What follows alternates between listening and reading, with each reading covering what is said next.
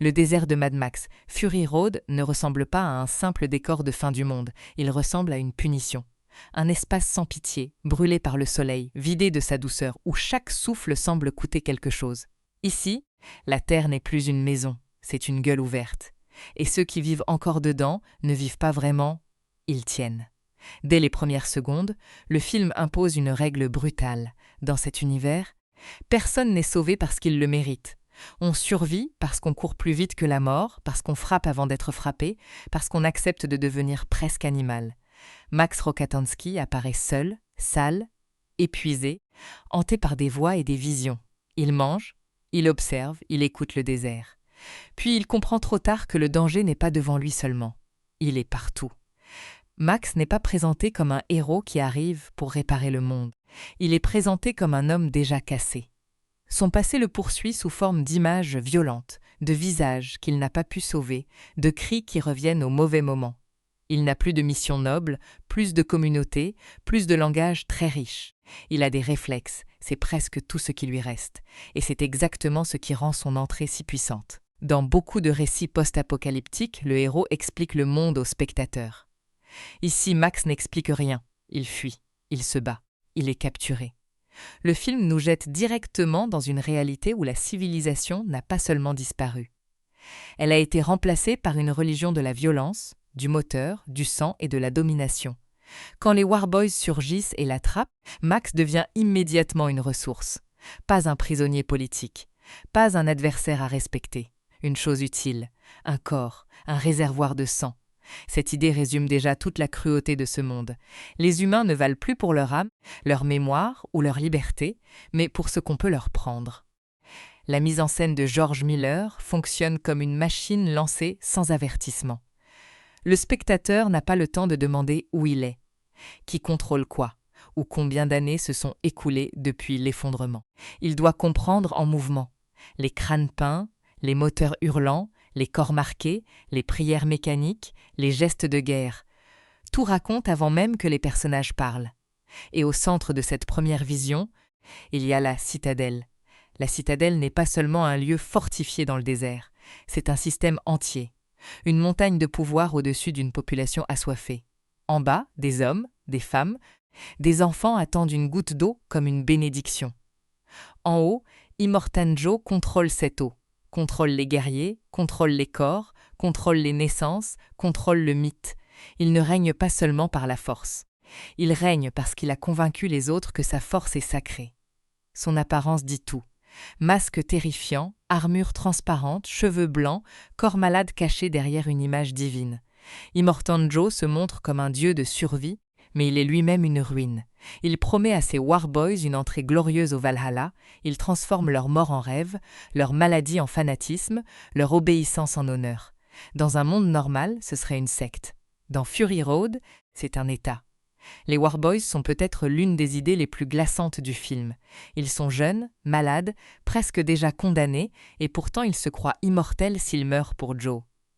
Leur peau pâle, leurs gestes rituels, leur obsession de la vitesse et de l'explosion, tout donne l'impression d'une armée élevée dans le manque. Ils ne possèdent presque rien, alors on leur donne une croyance, mourir vite, mourir fort, mourir vu. Parmi eux, Nuz apparaît comme un visage important. Il n'est pas encore le personnage que le film va transformer plus tard. Au début, il est le produit parfait de cette culture. Il veut être témoin, il veut être reconnu. Il veut que sa mort compte aux yeux d'Immortan Joe. Il n'a pas peur de disparaître, il a peur de disparaître sans gloire. C'est là que Max devient son sac de sang. Attaché, muselé, suspendu à l'avant d'un véhicule comme un objet médical vivant, Max est réduit à l'état de carburant humain. Son sang nourrit Nux. Sa vie prolonge celle d'un fanatique qui rêve de mourir. L'ironie est terrible. Max, qui ne veut plus s'attacher à personne, se retrouve physiquement branché à un homme prêt à se sacrifier pour un tyran. Mais Fury Road ne construit pas son histoire autour de Max seul. Très vite, une autre présence change la direction du film. Imperator Furiosa. Furiosa n'entre pas comme une simple alliée. Elle entre comme une anomalie dans la machine.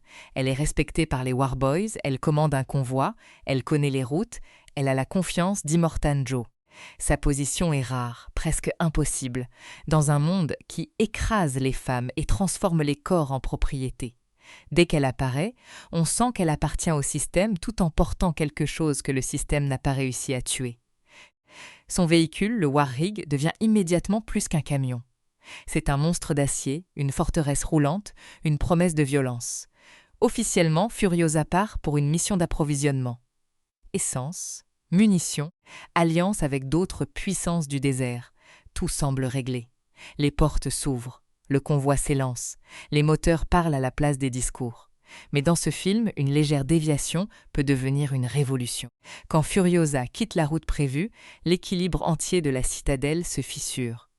Au début, le geste paraît presque simple. Elle tourne, elle change de direction. Pourtant, dans un monde contrôlé au millimètre par la peur, ce changement de route est un acte de guerre. Elle ne vole pas seulement un camion, elle vole l'avenir privé d'Immortan Joe. Elle vole ce qu'il considère comme sa propriété la plus précieuse.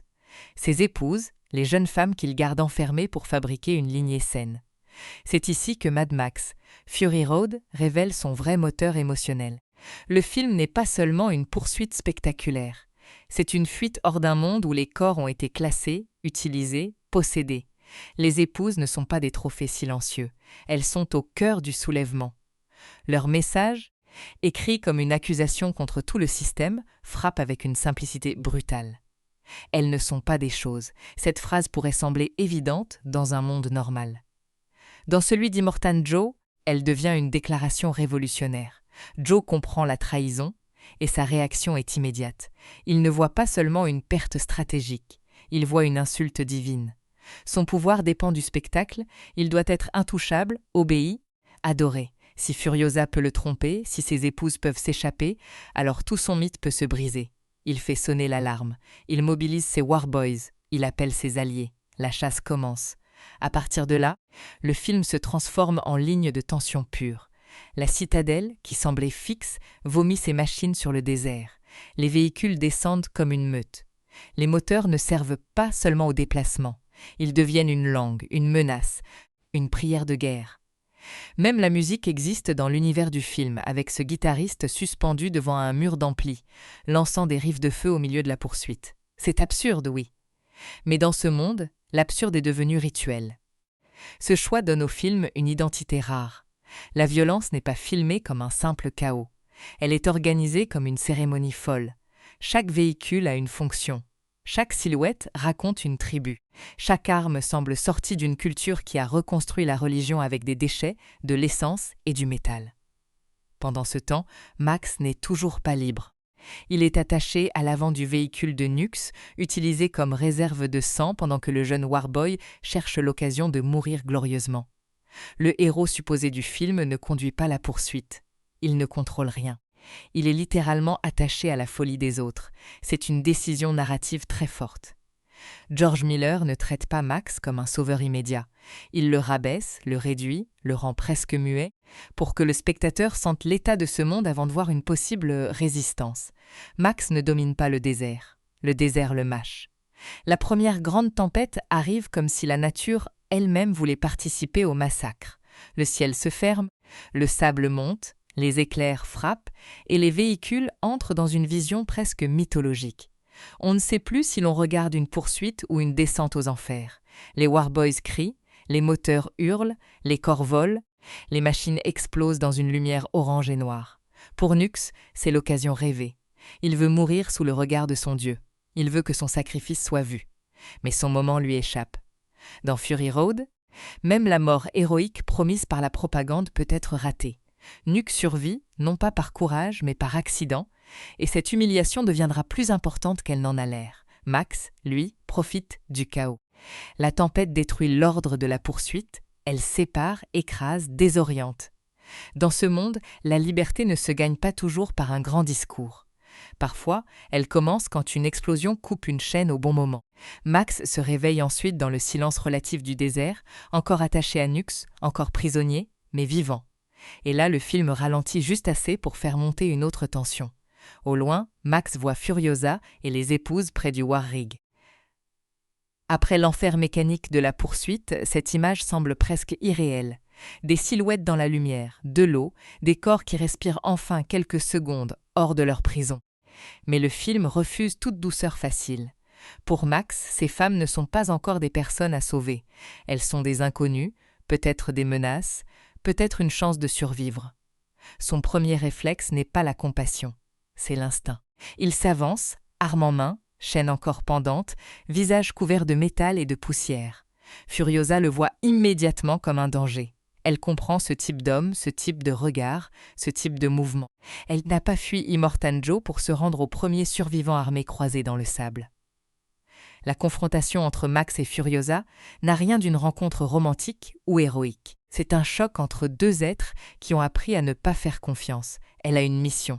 Il veut se libérer. Elle protège les épouses, il cherche de l'eau, une arme, un véhicule, une sortie. Aucun des deux n'a le luxe de croire à la bonté de l'autre. Le combat est brutal, physique, presque animal. Max est enchaîné à Nux, Furiosa utilise chaque mouvement avec précision, les épouses tentent d'intervenir, et la scène devient une lutte étrange où personne ne possède complètement l'avantage. Ce moment est essentiel parce qu'il remet les choses à leur place. Furiosa n'a pas besoin que Max lui apprenne à survivre. Elle survit déjà, elle dirige déjà. Elle se bat déjà avec une détermination que le film ne présente jamais comme décorative. Max finit par prendre le contrôle du Warrig, mais même cette victoire est incomplète. Le camion ne lui obéit pas vraiment. Furiosa a prévu des sécurités. Sans elle, la machine ne va pas loin. C'est une idée simple mais brillante. Dans Fury Road, personne ne peut s'échapper seul. Même l'homme le plus endurci, même le survivant le plus sauvage, a besoin de quelqu'un d'autre pour avancer. Alors une alliance forcée commence, pas par confiance, pas par amitié, par nécessité. Furiosa veut rejoindre un lieu qu'elle appelle la Terre Verte, un souvenir d'enfance, un espoir au-delà du sable. Les épouses veulent vivre libres, loin du ventre monstrueux de la citadelle. Max veut disparaître, se débarrasser de ses chaînes, retrouver son autonomie. Nuke veut encore prouver sa valeur à Joe. Et derrière eux, la plus grande armée du désert continue d'approcher. La route n'est plus seulement une route. Elle devient un test. Chaque kilomètre demande une décision. Fuir, négocier, sacrifier, faire confiance, trahir, continuer. Le film a posé son monde, ses forces, ses blessures. Maintenant, il va montrer ce que coûte vraiment la liberté quand tout un empire roule derrière vous pour la reprendre. Le Warrig avance comme une bête blessée qui refuse de tomber. Chaque pièce de métal semble vibrer sous la pression, chaque roue soulève la poussière d'un monde qui n'a plus rien à offrir sauf des pièges. À l'intérieur, personne ne se fait encore confiance. Max garde les yeux ouverts, Furiosa garde le contrôle, les épouses regardent la route comme si chaque seconde gagnée était déjà une victoire fragile. Mais cette fuite n'a rien d'un simple départ. C'est une extraction. Furiosa arrache des vies à un tyran qui les considérait comme son bien personnel, et elle sait que cet acte ne peut pas rester impuni. Dans l'univers d'Immortan Joe, le vol d'essence ou de munitions serait grave. Le vol des épouses est pire. Il touche à son orgueil, à sa dynastie, à son illusion d'immortalité. Derrière le convoi, la colère de Joe prend la forme d'une armée. Il ne poursuit pas seulement des fugitives. Il poursuit la preuve vivante que son monde peut être refusé. Voilà pourquoi sa réaction paraît si violente, presque disproportionnée. Si ces femmes échappent à son contrôle, alors tous ceux qui souffrent en bas de la citadelle peuvent un jour se demander pourquoi ils obéissent encore. La route devient donc un champ de bataille allongé. Pas un endroit où l'on s'arrête pour combattre, mais un combat qui se déplace sans cesse. Mad Max, Fury Road construit son action avec cette idée magnifique. La guerre n'est pas un lieu, c'est une vitesse. Le danger n'arrive pas par vagues séparées. Il colle aux pneus, il apparaît dans les rétroviseurs, il monte sur les flancs du camion, il traverse la fumée, il saute d'un véhicule à l'autre comme si le désert lui-même accouchait de nouveaux ennemis. Max observe tout cela avec son silence dur. Il ne demande pas de longues explications. Son esprit fonctionne par menace immédiate. Combien d'armes, combien d'ennemis, combien de munitions, combien de secondes avant que le piège se referme. Pourtant, même lui ne peut pas ignorer ce qui se joue dans le camion. Les épouses ne sont pas de simples passagères paniquées.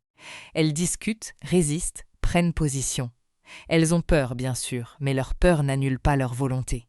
Splendide, enceinte, porte en elle l'enjeu le plus cruel de la fuite. Pour Joe, elle n'est pas seulement une femme en fuite. Elle représente un héritier possible, une continuité biologique, une pièce centrale de son futur. Pour les autres, elle est une personne qui tente de sauver son enfant d'un monde qui l'aurait réclamé avant même sa naissance. Sa présence donne à chaque virage une tension supplémentaire. Une balle perdue, un choc, une mauvaise manœuvre, et la fuite peut se transformer en tragédie irréparable. Capable, Toast, Cheedo et The Dag ne réagissent pas toutes de la même manière, et c'est important. Le film ne les réduit pas à un bloc unique. Certaines sont plus dures, d'autres plus vulnérables, d'autres encore oscillent entre le traumatisme et la lucidité. Elles ont vécu dans une cage dorée, mais une cage reste une cage. Elles découvrent la liberté au pire moment possible. Non pas dans un espace calme, mais au milieu d'une poursuite meurtrière. C'est cette contradiction qui rend leur fuite si tendue. La liberté n'arrive pas comme une récompense douce. Elle arrive avec le sable dans les yeux, les moteurs derrière, la mort autour. Elles quittent l'enfermement, mais elles entrent dans un monde qui ne sait plus protéger personne. Furiosa, elle, ne se permet pas de trembler. Son visage reste fermé, presque minéral. Pourtant, sous cette maîtrise, on sent une urgence intime. Elle ne fait pas seulement une bonne action, elle règle une dette ancienne avec son propre passé. Quand elle parle de la Terre verte, on comprend que ce lieu représente plus qu'un refuge. C'est une mémoire, une origine, une partie d'elle-même que la citadelle n'a pas réussi à effacer. Cette Terre verte devient alors l'un des grands mystères émotionnels du film. Existe-t-elle encore ? Furiosa le sait-elle vraiment, ou s'accroche-t-elle à une image d'enfance parce qu'elle a besoin d'un horizon pour continuer ? Dans un monde aussi détruit, l'espoir peut être une carte fiable, ou un mirage. Mais pour les épouses, ce mirage vaut mieux que la certitude de retourner chez Joe. Max, lui, n'a pas d'horizon. Il ne cherche pas un foyer. Il ne cherche pas une communauté.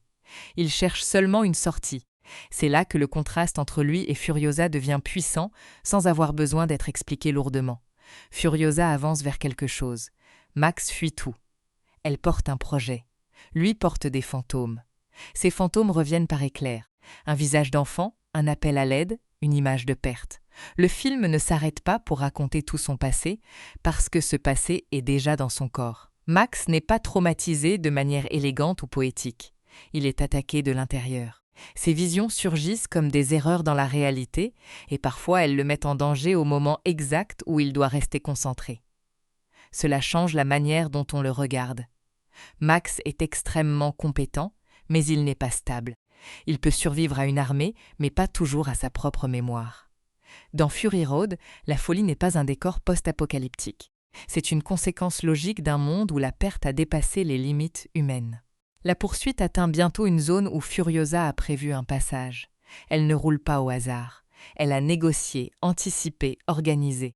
Le canyon qui approche n'est pas seulement un décor spectaculaire. C'est une étape stratégique. Dans un univers où les ressources sont rares, les routes deviennent des territoires, et chaque territoire appartient à quelqu'un. On ne traverse pas gratuitement.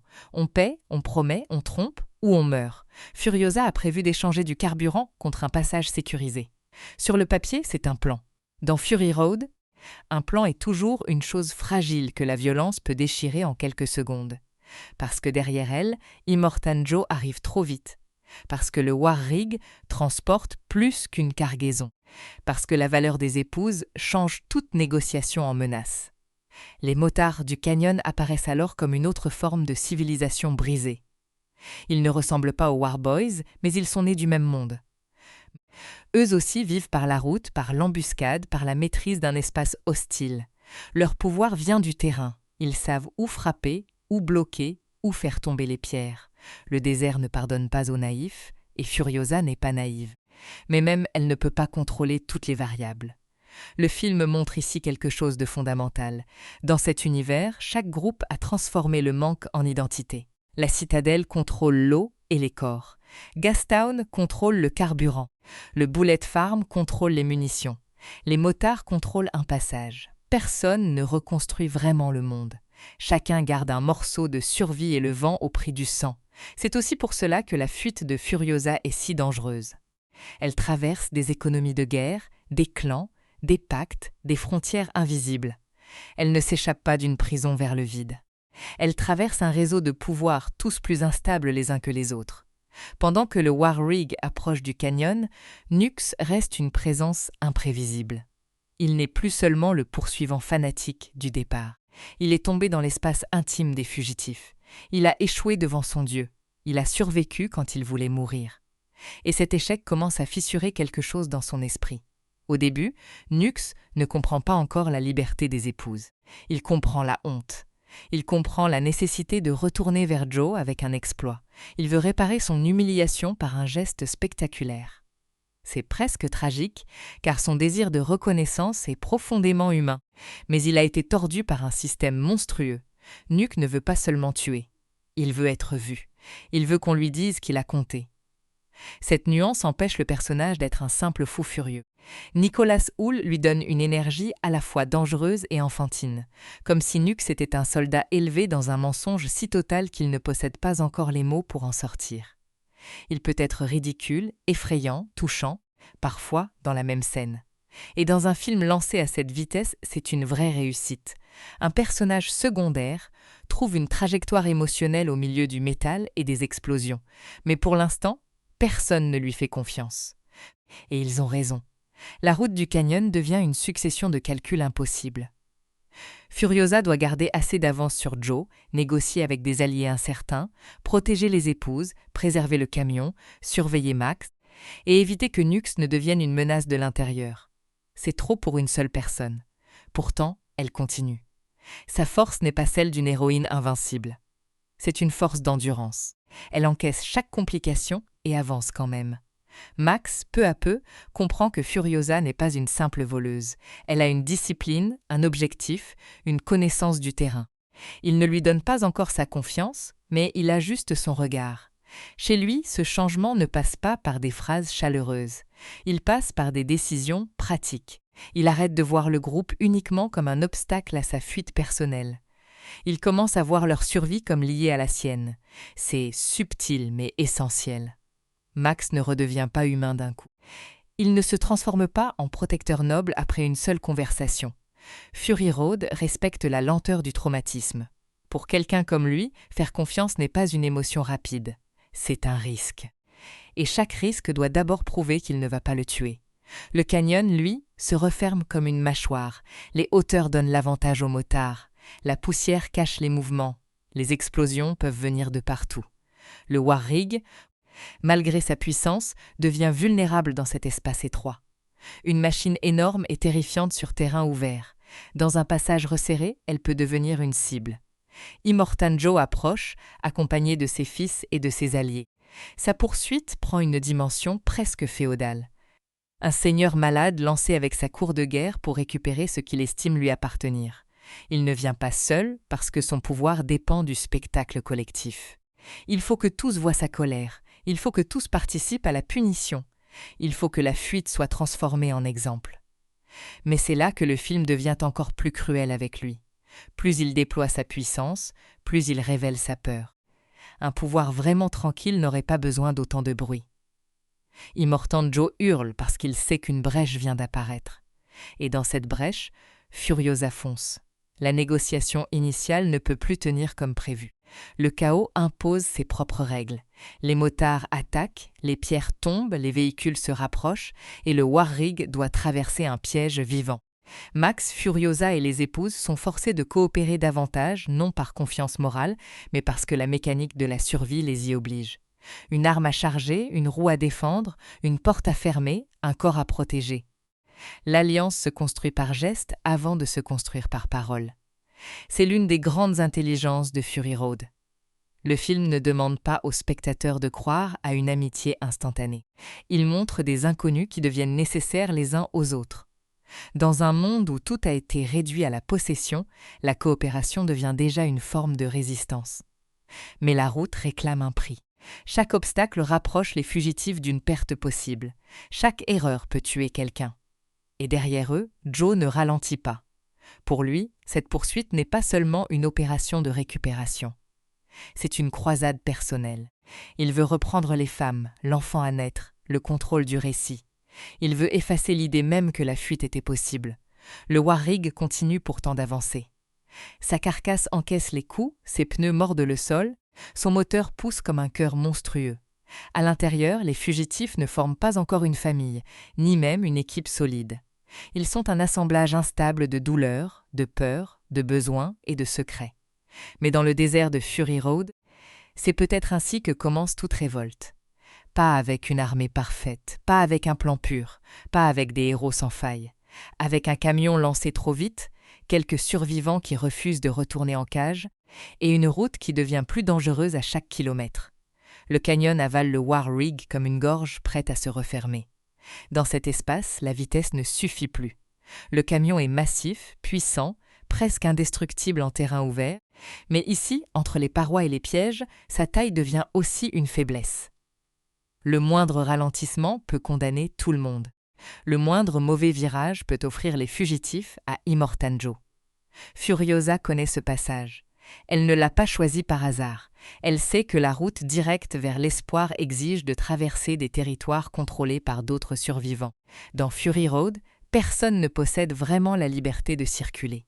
Chaque route appartient à une peur, chaque passage a son prix, chaque alliance peut se retourner dès que les circonstances changent. Les motards avaient un accord avec elle, du carburant contre un passage. Mais un accord dans ce monde ne vaut que tant que la situation reste stable. Dès qu'ils voient la poussière de l'armée de Joe, dès qu'ils comprennent que la fuite de Furiosa s'attire une tempête beaucoup plus grande qu'une simple cargaison volée, le calcul change. Les motards ne veulent pas devenir les victimes d'une guerre qui les dépasse. Alors le passage négocié devient un piège mouvant. Les attaques tombent d'en haut. Les motos surgissent comme des insectes de métal, bondissant entre les rochers, lançant des explosifs, frappant le War Rig là où sa puissance ne peut pas répondre facilement. La scène montre une vérité très simple. Dans ce désert, l'intelligence de combat compte autant que la force brute. Le plus gros véhicule n'est pas toujours le plus libre. Celui qui connaît le terrain peut transformer une montagne en arme. Furiosa garde le volant, mais chaque seconde demande une décision. Elle doit éviter les rochers, protéger les épouses, maintenir la vitesse, empêcher les motards de monter, surveiller Max et garder assez d'avance sur Joe. C'est une guerre menée avec les mains crispées sur une direction. Son visage ne s'ouvre presque jamais, mais la tension passe dans son corps, dans sa manière de calculer sans panique, dans son refus de céder même quand tout se détraque. Max, lui, commence à agir autrement. Ce n'est pas encore de la loyauté. C'est plus froid que cela, plus instinctif. Il comprend que s'il veut vivre, le War Rig doit vivre aussi. Et si le War Rig doit vivre, Furiosa ne peut pas être traitée comme une ennemie ordinaire. Alors il entre dans la logique du groupe. Il tire, il recharge, il protège l'accès, il répond aux dangers immédiats. Ce changement pourrait sembler minime, mais dans l'univers mental de Max, il est énorme. Il ne promet rien, il ne se confie pas. Il ne dit pas qu'il croit en leur cause, mais il cesse de fonctionner uniquement comme un homme séparé des autres. Pour quelqu'un qui a survécu en se coupant du monde, coopérer, même brièvement, est déjà une fissure dans son armure.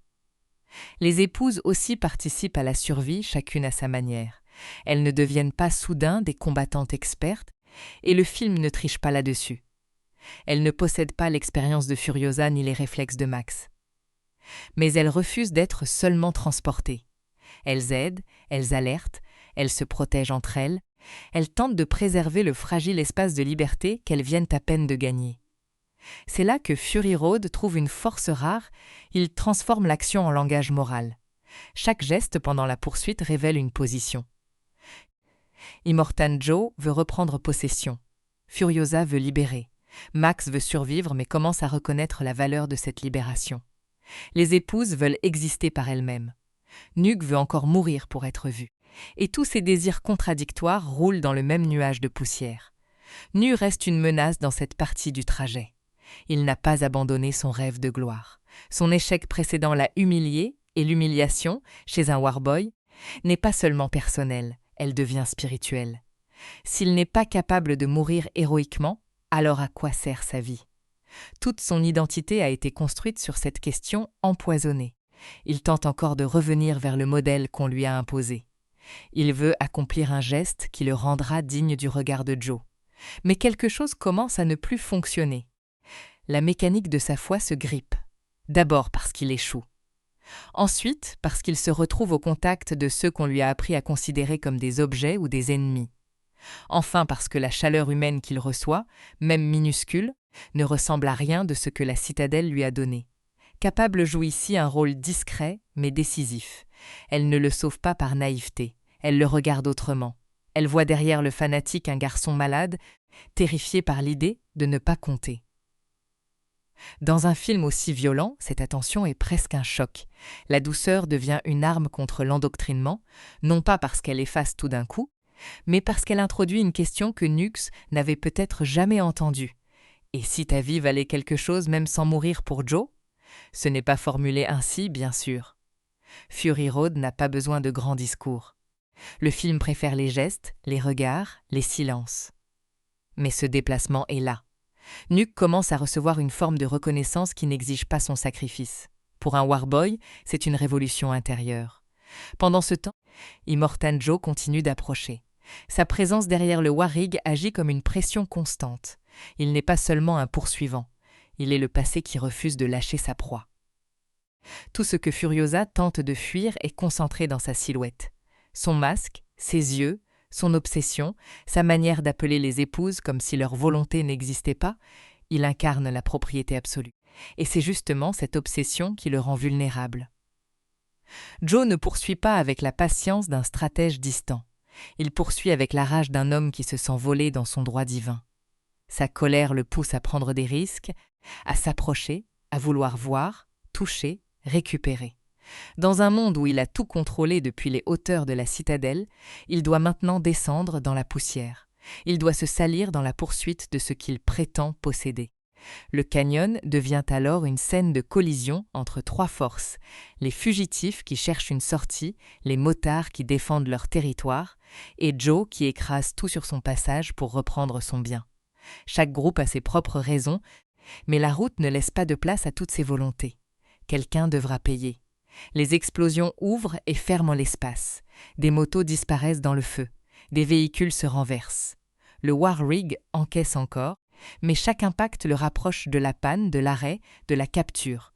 Le film fait sentir la matière, le poids du métal, le danger des chaînes, la chaleur des moteurs, la poussière qui colle à la peau. Rien n'est propre, rien n'est abstrait. C'est l'une des grandes raisons pour lesquelles Mad Max, Fury Road a marqué autant de spectateurs. L'action semble impossible, mais elle paraît physique. Même quand l'image devient presque mythologique, on sent les corps à l'intérieur des machines. Les cascades, les véhicules réels, la chorégraphie lisible des poursuites donnent à la violence une clarté rare. Le spectateur ne regarde pas seulement du chaos numérique. Il comprend où sont les personnages, ce qu'ils risquent, pourquoi tel mouvement compte. Cette clarté rend chaque décision plus tendue. Quand Furiosa force un passage, on comprend le danger. Quand Max grimpe, tire ou se jette dans la mêlée, on comprend ce qu'il protège. Quand les épouses se déplacent dans le camion, on comprend leur vulnérabilité. Le film ne sacrifie pas l'espace au spectacle. Il utilise l'espace pour créer le spectacle. La fuite continue, mais elle n'a plus la même texture qu'au départ. Au début, il y avait une séparation nette. Furiosa et les épouses d'un côté, Max de l'autre, Nux comme menace. Après le canyon, les lignes commencent à bouger. La survie collective impose une nouvelle géométrie. Max ne peut plus prétendre que tout cela ne le concerne pas.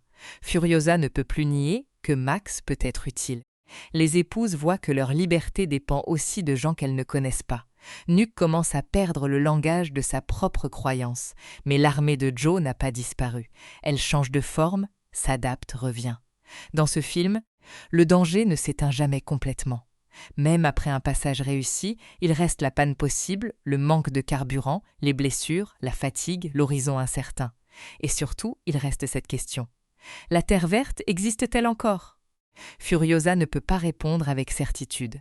Elle avance parce qu'elle doit avancer. Son espoir n'est pas confortable. Il est tendu, presque désespéré.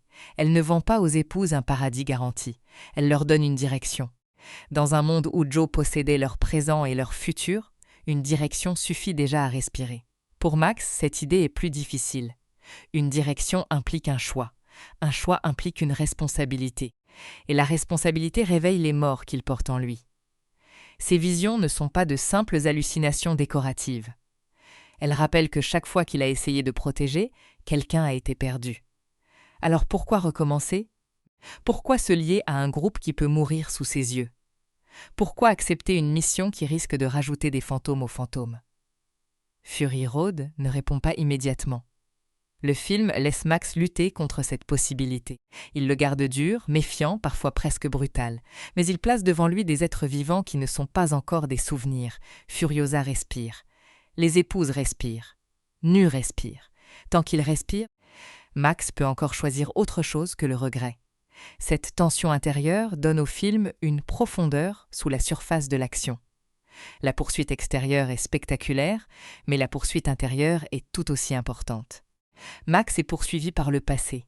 Furiosa est poursuivie par ce qu'elle a fui et par ce qu'elle espère retrouver. Les épouses sont poursuivies par la propriété qu'on a gravée sur leur vie. Nux est poursuivi par une foi qui commence à s'effondrer. Et Immortan Joe, lui, est poursuivi par la peur de perdre son mythe. Plus le War Rig avance, plus la fuite devient une révélation. Joe n'est pas invincible. Ses guerriers peuvent échouer. Ses prisonnières peuvent désobéir. Son impérator la plus fiable peut le trahir. Son monde, construit pour paraître éternel, dépend en réalité d'une obéissance fragile.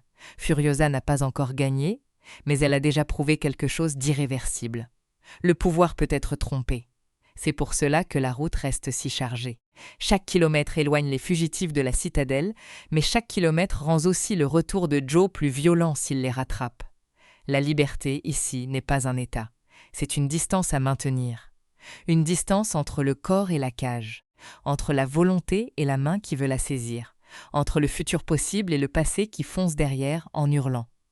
Alors le War Rig sort du piège, abîmé mais encore vivant. La poussière retombe par instants, puis remonte aussitôt. Personne ne peut célébrer. Dans Fury Road, survivre à une scène ne signifie jamais être sauvé. Cela signifie seulement avoir gagné le droit d'affronter la suivante. Et sur cette route, la suivante sera plus cruelle. Parce que le film a préparé quelque chose de plus douloureux qu'une explosion, plus violent qu'une embuscade.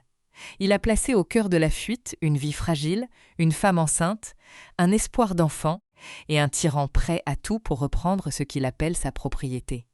La poursuite va bientôt cesser d'être seulement spectaculaire. Elle va devenir tragique.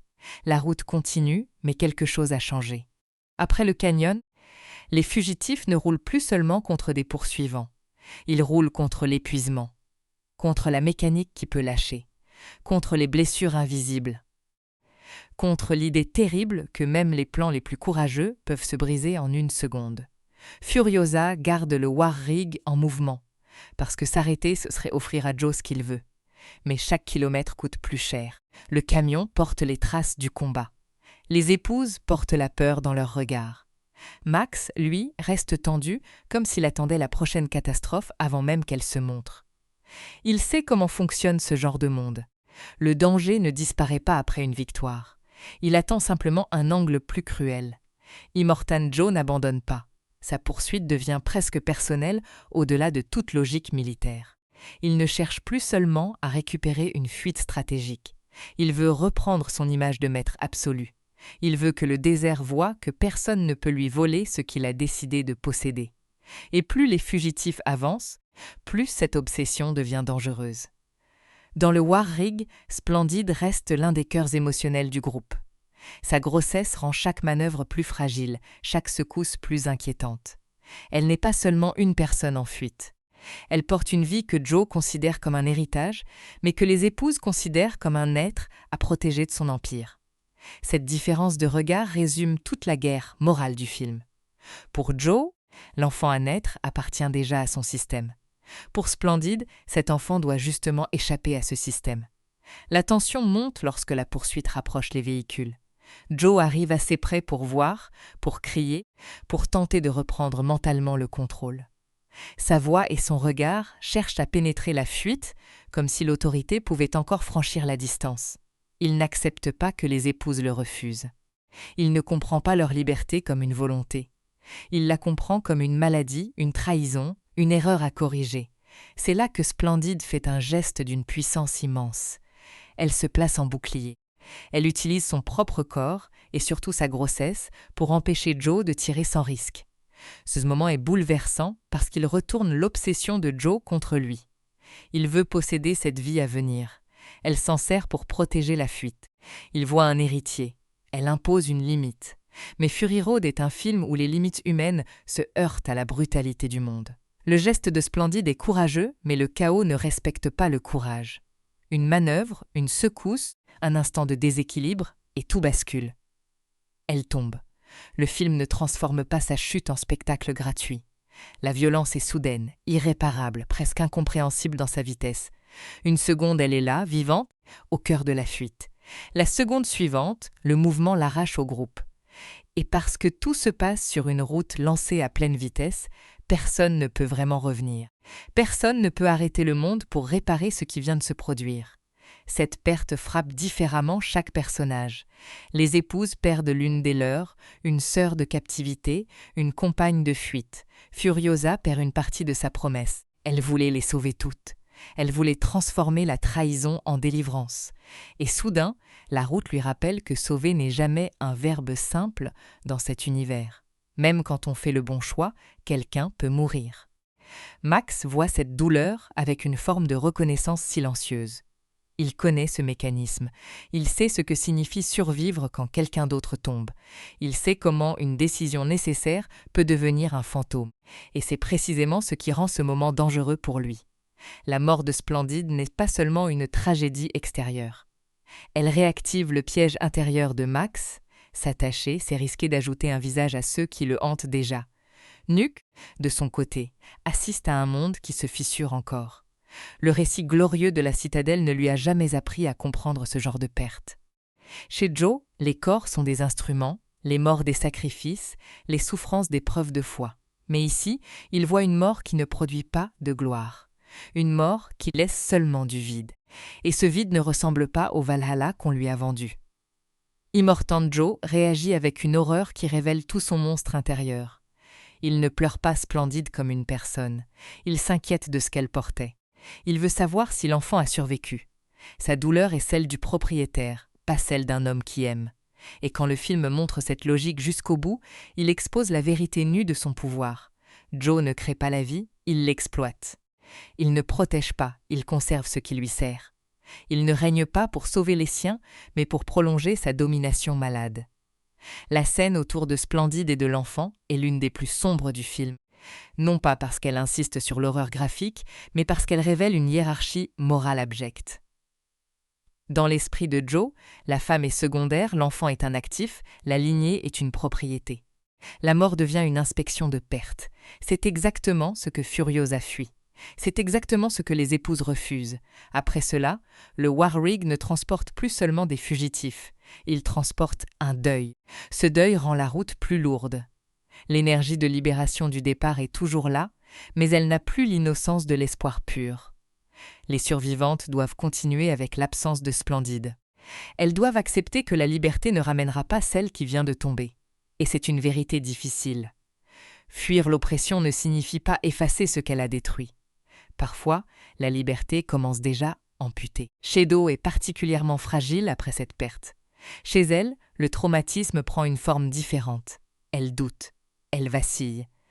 Elle peut être tentée par le retour, non parce qu'elle aime Joe, mais parce que l'horreur connue peut sembler moins terrifiante que l'inconnu mortel. C'est une réaction profondément humaine.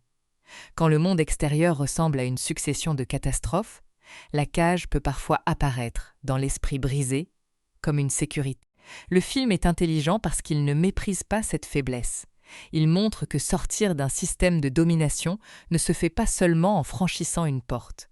Le corps peut être dehors tandis que la peur reste dedans. Les mots de Joe, les habitudes de la captivité, l'idée qu'on ne survivra pas sans le maître. Tout cela continue de travailler les victimes longtemps après la fuite. Furiosa comprend ce danger, mais elle n'a pas toujours le temps de réparer les âmes. Elle doit conduire, elle doit décider, elle doit maintenir le groupe en vie. Sa mission devient plus impossible à chaque étape, parce qu'elle ne consiste pas seulement à déplacer des personnes dans l'espace. Elle consiste à transporter des êtres blessés vers une idée de liberté qu'ils ne savent pas encore habiter. Max observe cette difficulté. Et plus il observe, plus sa distance devient fragile. Il pourrait partir. Il pourrait chercher une autre route. Il pourrait prendre ce dont il a besoin et disparaître, comme il l'a probablement fait tant de fois. Mais la situation ne lui permet plus de se raconter qu'il est un simple survivant extérieur. Il a participé, il a vu, il sait. Dans Fury Road, la responsabilité naît souvent du regard. Une fois qu'on a vraiment vu la souffrance de quelqu'un, il devient plus difficile de prétendre qu'elle ne nous concerne pas. Max ne devient pas soudain tendre, mais son silence change de poids. Il n'est plus seulement le silence d'un animal traqué. Il devient le silence d'un homme qui mesure s'il peut encore choisir d'aider. La relation entre lui et Furiosa évolue dans cette zone sans grand discours. Ils ne se confient pas sur leurs douleurs respectives. Ils ne transforment pas la tragédie en conversation explicative. Mais ils se reconnaissent dans l'efficacité, dans la fatigue, dans la manière de tenir debout alors que tout pousse à s'effondrer. Furiosa voit en Max un homme dangereux, mais pas vide. Max voit en Furiosa une guerrière dure, mais pas froide. Leur confiance commence à exister parce qu'elle sert à survivre, puis parce qu'elle devient vraie. Pendant ce temps, Nux glisse lentement hors de l'ancien monde. Sa place dans le groupe reste incertaine, mais son regard change. Capable continue de voir en lui autre chose qu'un ennemi. Cette reconnaissance le désarme plus sûrement qu'une arme. Un fanatique peut résister à la violence parce qu'on lui a appris à l'attendre. Il est moins préparé à la compassion. La compassion ne lui donne pas une mort spectaculaire. Elle lui donne une question. Que faire de sa vie si elle n'a pas besoin d'être brûlée pour mériter d'exister? C'est peut-être la question la plus dangereuse pour l'empire d'Immortan Joe. Un warboy qui n'a plus besoin de mourir pour être reconnu n'est plus un outil fiable. Il devient quelqu'un. Et dans le monde de Joe, devenir quelqu'un est déjà une trahison. La fuite reprend vers la terre verte, mais le spectateur sent que cet objectif porte désormais trop d'attentes. Furiosa y a mis son passé, les épouses y mettent leur futur. Max y projette peut-être malgré lui la possibilité d'un acte qui ne finirait pas en échec. Mais plus le film avance, plus une inquiétude grandit. Et si ce lieu n'était plus là? Et si le souvenir de Furiosa était plus vivant que le monde réel? Et si la route ne menait pas à un refuge, mais à une autre forme de vide? Cette inquiétude est essentielle, parce qu'elle empêche le récit de devenir une simple mission de livraison. Le War Rig ne transporte pas les personnages vers une destination garantie. Il les transporte vers une croyance. Et une croyance peut sauver quelqu'un assez longtemps pour avancer. Mais elle peut aussi se briser au moment où l'on arrive. Le désert autour d'eux semble confirmer cette peur. Rien ne paraît fertile. Rien ne paraît accueillant. L'horizon est immense, mais il n'offre presque aucun signe de vie. Furiosa roule vers un souvenir dans un monde qui a mangé les souvenirs. Chaque kilomètre demande au spectateur de se poser la même question qu'elle refuse peut-être de prononcer. Combien de temps un espoir peut-il survivre dans un paysage qui a tout détruit? La réponse approche. Et cette réponse sera l'un des coups les plus durs du film. Parce que Mad Max, Fury Road ne se contente pas d'opposer la prison et la liberté. Il ose demander ce qui reste quand la liberté mène à un endroit mort, quand le refuge espéré n'existe plus, quand ceux qui ont tout risqué découvrent que le paradis promis a été englouti avant leur arrivée. Furiosa a quitté l'enfer avec une direction. Bientôt, elle devra affronter la possibilité que cette direction ne mène nulle part. Après la mort de Splendide, la route ne porte plus le même son. Les moteurs grondent encore, la poussière continue de monter, les poursuivants restent une menace, mais quelque chose d'invisible s'est ajouté au poids du War Rig. Le camion ne transporte plus seulement une promesse de liberté, il transporte une absence. Furiosa ne peut pas s'arrêter pour pleurer comme elle le voudrait peut-être. Dans ce monde, la douleur doit souvent attendre. Elle se range derrière les gestes nécessaires, conduire, surveiller, réparer, décider. C'est l'une des cruautés silencieuses de Fury Road. Les personnages n'ont presque jamais le droit de vivre leurs émotions jusqu'au bout, parce que la survie réclame immédiatement leur corps, leurs mains, leur attention. Les épouses, elles, comprennent que la liberté n'a rien d'un conte simple. Elles ont quitté une prison, mais la route leur a déjà pris l'une des leurs. Cette perte menace de briser l'élan intérieur du groupe. Car lorsqu'on fuit un tyran, on a besoin de croire que chaque sacrifice rapproche d'un monde meilleur. Si les sacrifices commencent avant même l'arrivée, alors la question devient plus terrible. Tout cela en vaut-il encore la peine? Furiosa, elle, s'accroche à la réponse qui l'a conduite jusque-là, la Terre verte. Ce nom contient tout ce que la citadelle n'est pas. Il contient l'eau libre, la mémoire d'une communauté, peut-être des femmes qui n'ont pas été réduites au rang de bien, peut-être une vie où les enfants ne naissent pas pour servir un maître. Pour les épouses, c'est presque impossible à imaginer. Pour Furiosa, c'est un souvenir devenu carte. Mais plus ils avancent, plus le paysage semble refuser cette promesse. Le désert ne change pas en jardin. L'horizon reste sec, hostile, presque moqueur. Le spectateur sent que quelque chose ne va pas, bien avant que les personnages n'aient la preuve. Fury Road prépare cette révélation avec une cruauté calme. Après tant de vitesse, tant de fureur, tant d'explosions, le coup le plus dur va venir d'un silence. La nuit et le brouillard donnent au trajet une texture différente. Après les séquences brûlées par le soleil et le feu, le film entre dans une zone plus fantomatique. Le monde semble noyé dans une brume toxique, peuplée de silhouettes étranges, d'hommes perchés sur de longues échasses, avançant dans la boue comme des survivants d'un cauchemar ancien. Cette image frappe parce qu'elle montre une autre forme de ruine. Le désert n'est pas le seul visage de l'apocalypse. Il y a aussi les marécages empoisonnés, les sols morts, les terres qui gardent la trace d'un monde détruit. Furiosa cherche encore. Elle scrute, elle espère reconnaître quelque chose.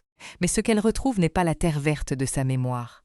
C'est un reste, un territoire malade, un lieu avalé par la contamination, vidé de sa promesse. Le refuge n'a pas résisté au temps. Le paradis n'attendait personne. Puis viennent les Vuvalini. Elles apparaissent d'abord comme des inconnues dans le désert, mais pour Furiosa, leur présence réveille une partie enfouie de sa vie. Ces femmes sont liées à son origine, à son enfance, à ce qu'elle était avant la citadelle. Elles appartiennent à ce monde perdu dont elle gardait le souvenir comme une braise sous la cendre. Les retrouver devrait être une victoire. Pourtant, la scène est traversée par une tristesse profonde, parce que ces retrouvailles confirment aussi tout ce qui a disparu.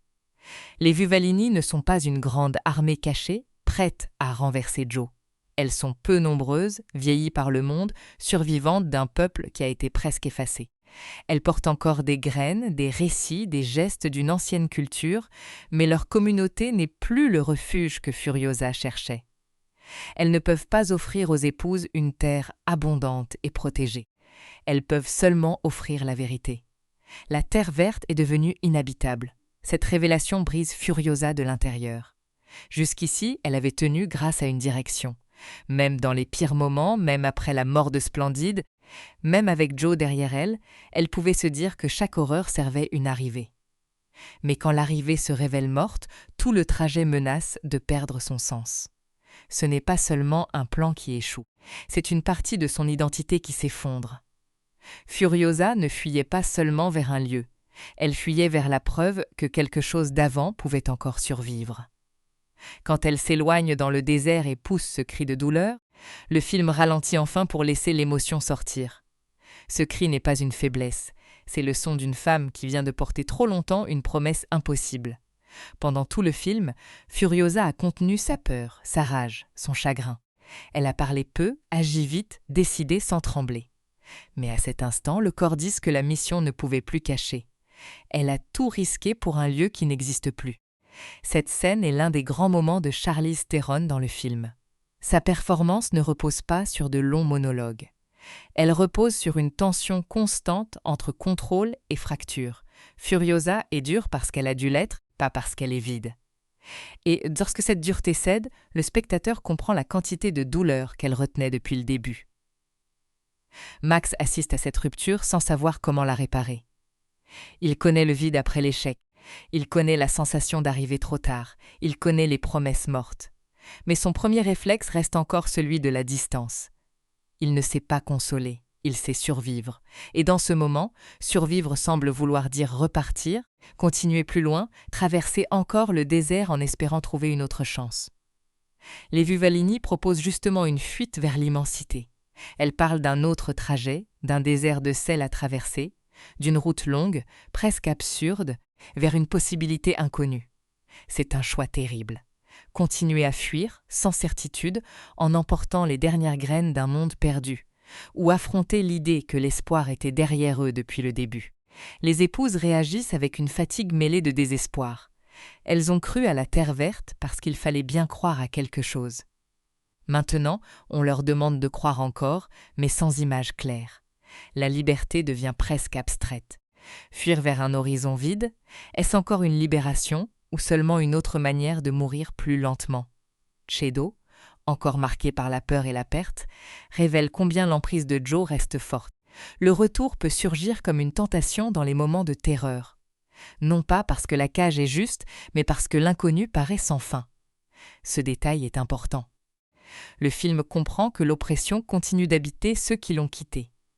On peut sortir physiquement d'un lieu et continuer d'entendre sa voix à l'intérieur. Nux, lui, est presque méconnaissable par rapport au début. Il n'est pas devenu un héros parfait, mais le fanatique exalté a laissé place à un être perdu, plus calme, plus attentif. Auprès de Capable, il découvre une forme de présence qui ne lui demande pas d'exploser pour être digne. Son rapport à la mort change. Il ne cherche plus simplement à être témoin dans une flambée glorieuse. Il commence à comprendre que vivre pour quelqu'un peut avoir plus de valeur que mourir pour un mythe. Cette transformation répond discrètement à celle de Max. Tous deux ont été façonnés par la violence, mais pas de la même manière. Max a perdu la foi dans les liens parce que les liens lui ont coûté trop cher. Nux a reçu une fausse foi qui lui promettait la valeur par le sacrifice. L'un doit réapprendre à se lier. L'autre doit désapprendre une croyance meurtrière. Et le film les place tous deux sur la même route que Furiosa, au moment précis où son propre espoir se brise. La question devient alors plus grande que la fuite initiale. Que fait-on quand le refuge est mort? Que fait-on quand le monde ne cache pas de solution parfaite? Que fait-on quand la seule direction restante semble être toujours plus loin, toujours plus vide?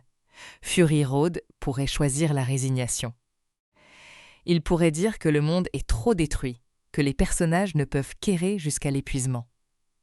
Mais le film prépare un retournement plus puissant parce qu'il a déjà placé devant nous une vérité que les personnages n'ont pas encore pleinement acceptée.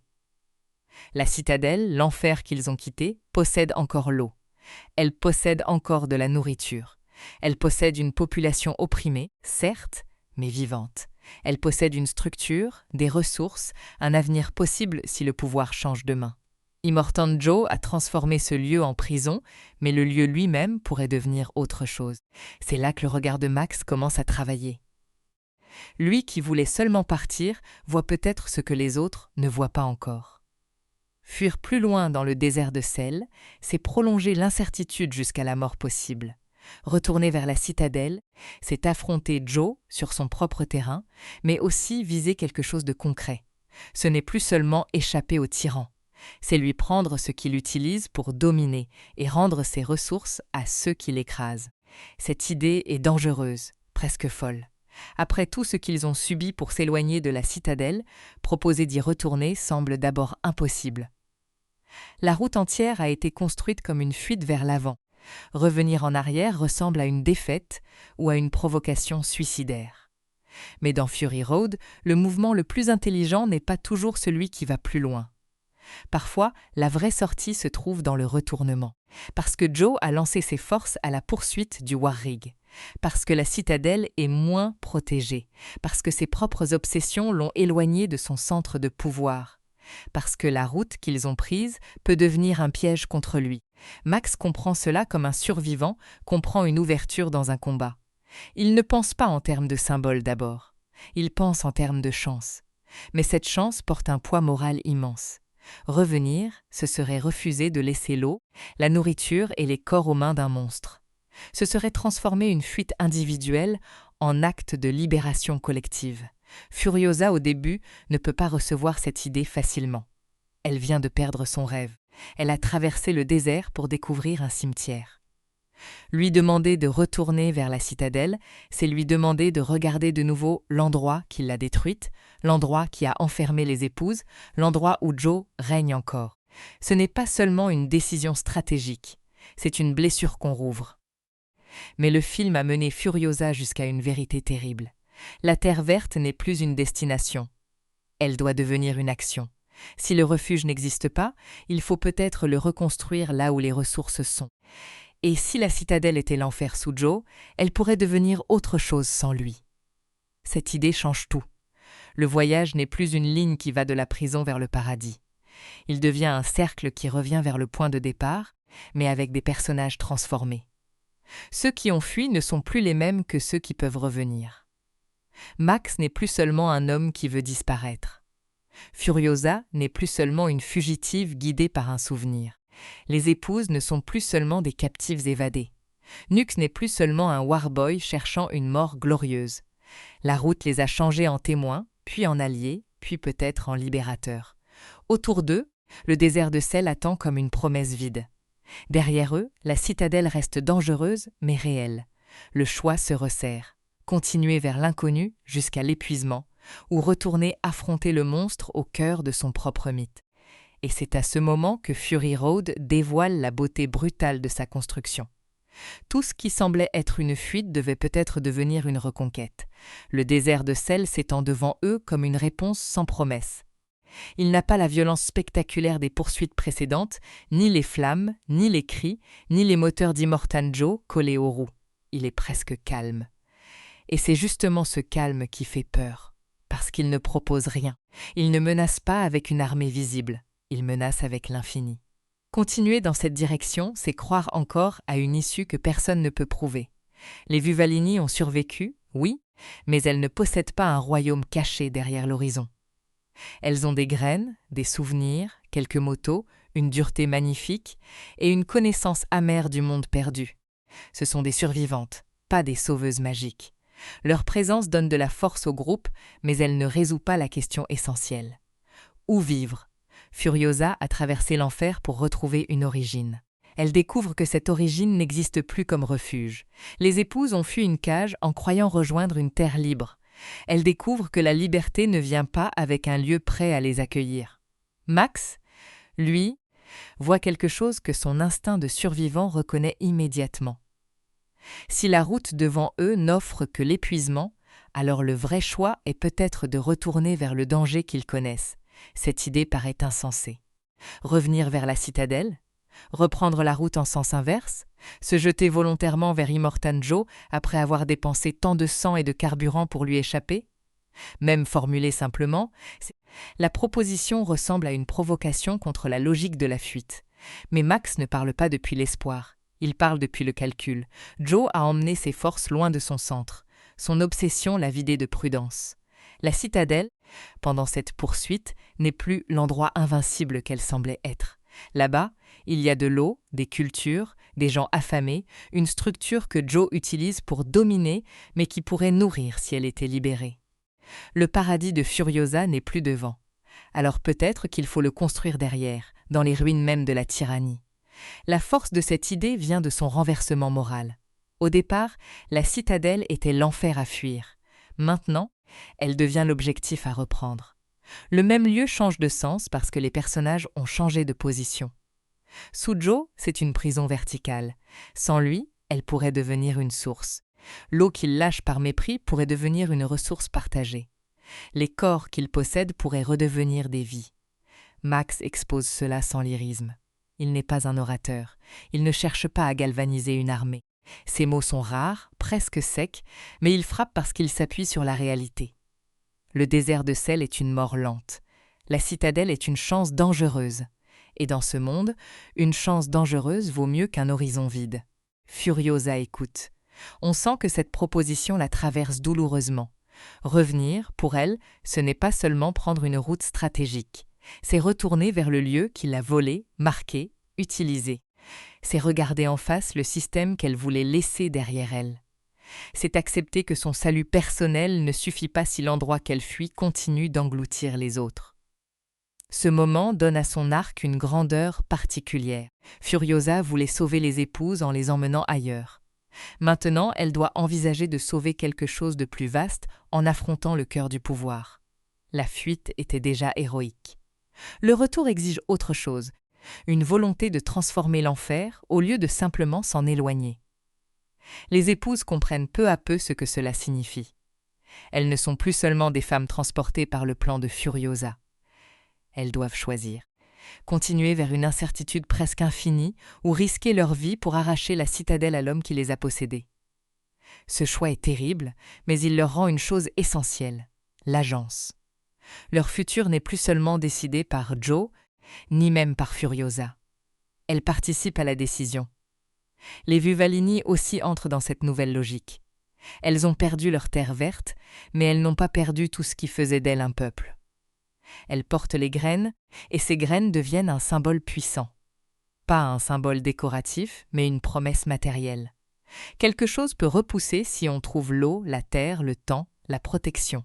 À la citadelle, ces éléments existent peut-être encore. Sous la tyrannie, ils sont confisqués. Libérés, ils peuvent nourrir. C'est ainsi que le film transforme l'espoir. Au début, l'espoir était un lieu à retrouver. Maintenant, il devient une chose à fabriquer. Ce glissement est essentiel. Fury Road ne dit pas que le monde offre toujours un refuge caché aux innocents. Il dit quelque chose de plus dur, mais peut-être plus fort. Parfois, le refuge n'existe pas. Alors il faut le prendre, le bâtir, le défendre. Max, en proposant le retour, accepte aussi une part de responsabilité qu'il refusait depuis le début. Il aurait pu choisir la disparition. Il aurait pu laisser Furiosa et les autres partir dans le désert de sel, puis suivre sa propre route. Mais il revient vers eux. Il parle, il donne une stratégie. Il prend le risque de s'attacher à une cause qui peut encore finir en massacre. Ce choix montre que Max n'est pas guéri. Le film ne le transforme pas soudain en homme apaisé. Ses fantômes sont encore là, ses blessures aussi. Mais il agit malgré eux. Et parfois, dans un monde détruit, c'est la seule forme de guérison possible. Non pas oublier les morts, mais empêcher qu'ils dictent chaque futur. Nux, lui, trouve dans ce retournement une place nouvelle. Il connaît les Warboys, leur langage, leur folie, leurs réflexes. Il sait comment fonctionne l'armée de Joe parce qu'il en vient. Mais il n'est plus complètement à eux. Capable lui a ouvert une sortie intérieure. Le groupe lui offre maintenant une sortie concrète. Ne plus mourir pour Joe, mais risquer sa vie pour sauver ceux que Joe voulait reprendre. La différence est immense. Dans les deux cas, Nux peut mourir, mais le sens n'a plus rien à voir. Mourir pour Joe, c'était disparaître dans la machine d'un tyran. Se battre pour le groupe, c'est choisir enfin pour qui et pourquoi son corps compte. Fury Road ne rend pas la mort belle en soi. Il montre que le sens d'un sacrifice dépend de ce qu'il protège. Le Warrig se prépare donc à repartir, mais cette fois, la direction a changé. Cette inversion de route donne au film une énergie nouvelle. Les personnages ne fuient plus avec le dos courbé vers l'espoir. Ils foncent vers le danger avec une intention claire. Le même camion, les mêmes moteurs, la même poussière, mais une autre signification. Le mouvement ne dit plus seulement « échapper », il dit « reprendre », et ce changement se sent dans le groupe. Furiosa n'est plus seule à porter la mission. Max est là, non comme chef, mais comme partenaire de guerre. Les épouses ne sont plus seulement protégées, elles deviennent actrices de leur propre libération. Les Vuvalini apportent leur expérience, leurs armes, leurs graines, leur mémoire. Nuz apporte sa connaissance de l'ennemi et une loyauté neuve. L'alliance, forcée au départ, devient enfin choisie. La route du retour est pourtant loin d'être une victoire annoncée. Immortan Joe possède encore des machines, des guerriers, des alliés. Ses forces ne vont pas accepter de perdre la chasse. Et surtout, le groupe doit passer par le même monde hostile, mais avec moins de marge, moins de ressources, moins d'illusions. Ils savent maintenant que chaque perte peut être définitive. Ils savent que le rêve peut mourir. Ils savent que le prix sera élevé. C'est là que la tension finale commence vraiment. Non pas au moment où les véhicules se voient, mais au moment où les fugitifs décident que l'affrontement est préférable à l'errance. Le courage, ici, n'est pas l'absence de peur. C'est la décision de se diriger vers ce qui terrifie, parce que l'autre option détruit plus lentement. Le film prépare alors sa dernière grande poursuite comme un retour de flamme. Joe, qui croyait être le chasseur, devient lui-même attiré dans un piège. Son obsession l'a conduit loin de la citadelle. Son refus d'accepter la liberté des épouses l'a rendu prévisible. Il ne peut pas laisser partir le Warrig. Il ne peut pas abandonner. Il doit suivre, et c'est précisément cette obligation intérieure qui peut le perdre. Immortan Joe est dangereux parce qu'il possède le pouvoir. Mais il est vulnérable parce qu'il est prisonnier de ce pouvoir. Il ne peut pas apparaître faible. Il ne peut pas renoncer publiquement. Il ne peut pas admettre que Furiosa lui a échappé. Son image de Dieu exige la poursuite jusqu'au bout. Et une image de Dieu peut pousser un homme malade à des décisions suicidaires. Le retour vers la citadelle devient donc une bataille de volonté. Furiosa veut reprendre un futur. Max veut sauver ce qui peut encore l'être. Les épouses veulent ne plus jamais être des possessions. Les Vuvalini veulent peut-être donner une dernière chance à ce qui reste de leur monde. Nux veut exister autrement qu'en projectile humain. Joe veut restaurer son mythe. Toutes ses volontés vont se heurter sur la route. Avant l'affrontement final, le film laisse voir les regards, les préparatifs, les positions. Ce sont des détails rapides, mais ils comptent. Une arme vérifiée, une main qui se serre, un regard entre Capable et Nux. Furiosa qui encaisse le poids de la décision. Max qui comprend qu'il ne pourra pas rester à moitié engagé. Les épouses qui ne retournent pas à leur ancienne peur. Ces micro-moments donnent au combat à venir sa dimension humaine. Parce que la grande bataille finale ne fonctionne pas seulement grâce aux cascades. Elle fonctionne parce que chaque personnage y apporte une trajectoire. Si Max se bat, ce n'est pas seulement pour survivre.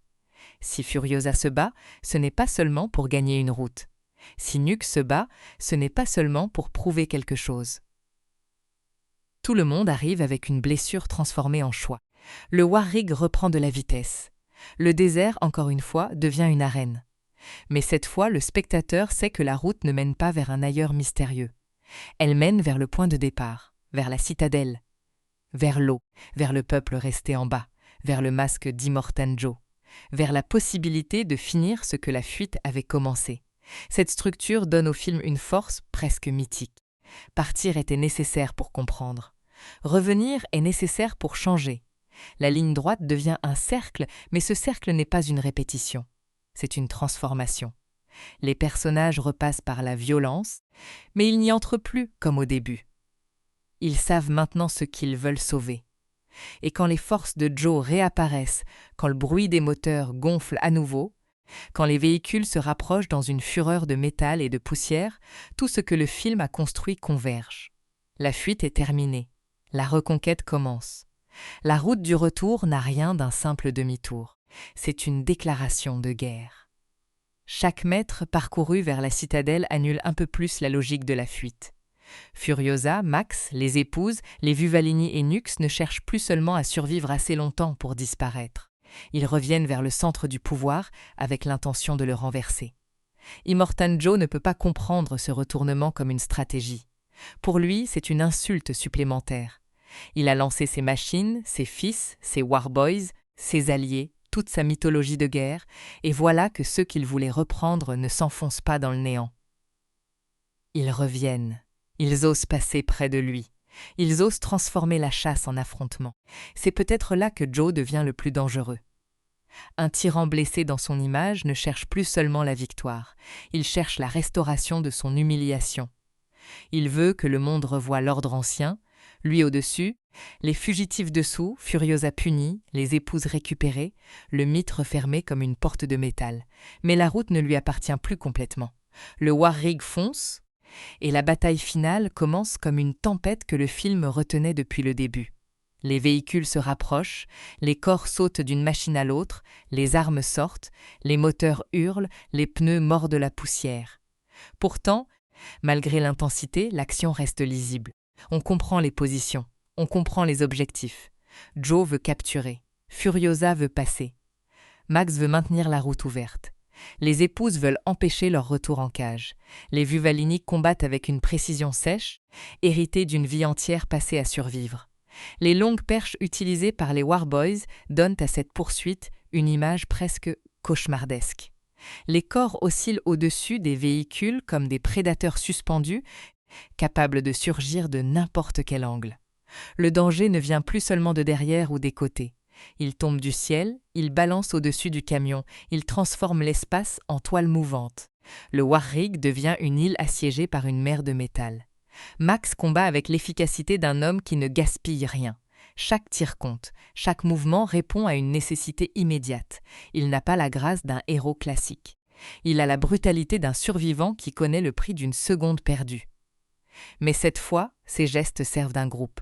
Il n'est plus seulement en train de défendre son propre corps.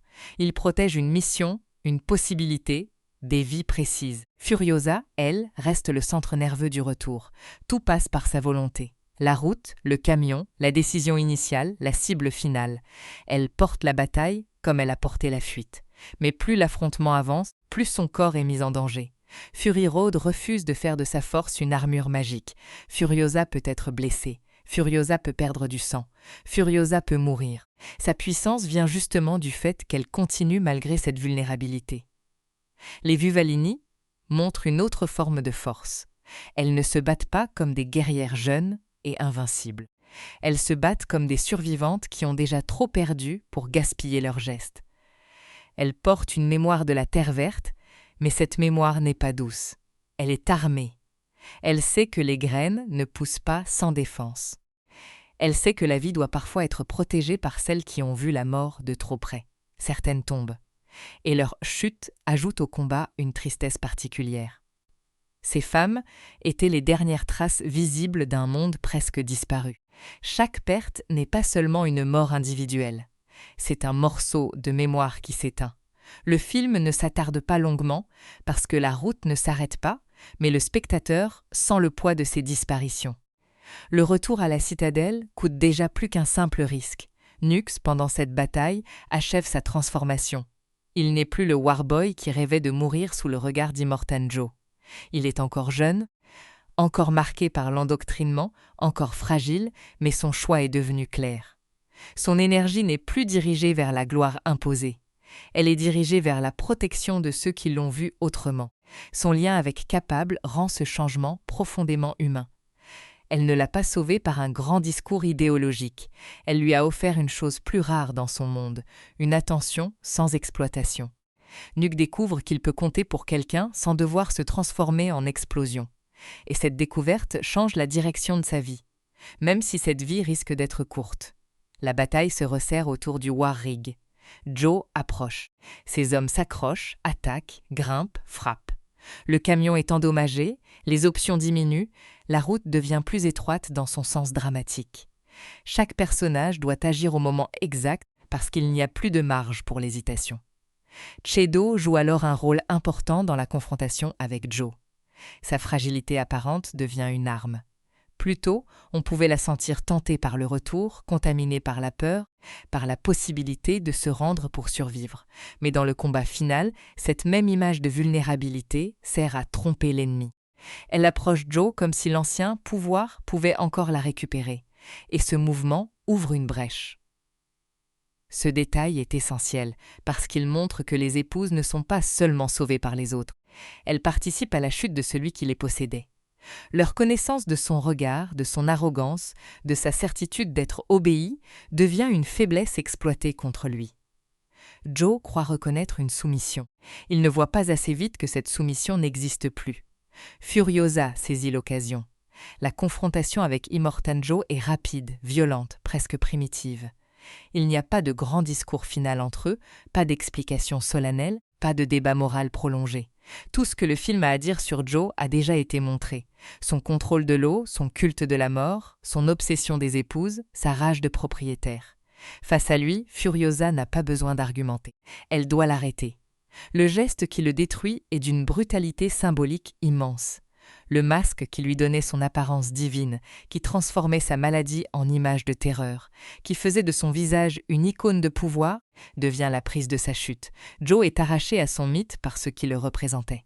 Son visage caché, son autorité fabriquée, son corps déguisé en dieu de guerre, tout est ramené à une mortalité grotesque. La mort d'Immortan Joe n'est pas seulement la mort d'un homme, c'est la destruction de son image. Et dans un régime fondé sur le spectacle, l'image compte autant que la force. Joe avait besoin d'être vu comme invincible. Sa fin prouve qu'il était seulement un corps malade derrière un masque, un tyran suspendu à la croyance des autres. Mais cette victoire ne vient pas sans prix. Furiosa s'est grièvement blessée. Sa blessure change immédiatement le ton de la bataille. La mission peut réussir, Joe peut mourir, la citadelle peut être à portée, et pourtant Furiosa peut ne pas survivre au retour. Le film resserre alors son émotion autour d'une question très simple. Celle qui a déclenché la libération verra-t-elle le monde qu'elle a rendu possible? Max se retrouve devant une situation qui réveille tout son passé. Encore une fois, quelqu'un peut mourir sous ses yeux. Encore une fois, son savoir de survivant est confronté à une vie qui s'échappe. Mais cette fois, il ne fuit pas dans le silence. Il agit. Le sang qui au début du film était un instrument d'exploitation, devient ici un geste de sauvetage. Au départ, Max était réduit à une réserve humaine pour Nux, attaché, volé, utilisé par le système de Joe. À la fin, il choisit de donner son sang à Furiosa. Le même élément change totalement de sens. Ce qui était une prise devient un don. Ce qui était domination devient lien. Ce qui était déshumanisation devient reconnaissance. Ce détail donne au parcours de Max une beauté discrète. Il ne prononce pas un grand aveu. Il ne raconte pas toute sa souffrance, il donne ce qu'il peut donner. Son sang, son nom, sa présence. Pour un homme qui a passé le film à se défendre contre toute attache, c'est énorme. Il accepte que la survie de Furiosa compte assez pour qu'il s'implique jusqu'au corps. Quand il révèle enfin son nom, le moment est bref, mais lourd. Max n'est plus seulement une bête traquée ou un outil de survie. Il redevient quelqu'un devant quelqu'un d'autre. Donner son nom dans ce monde, c'est sortir un instant de l'anonymat de la violence.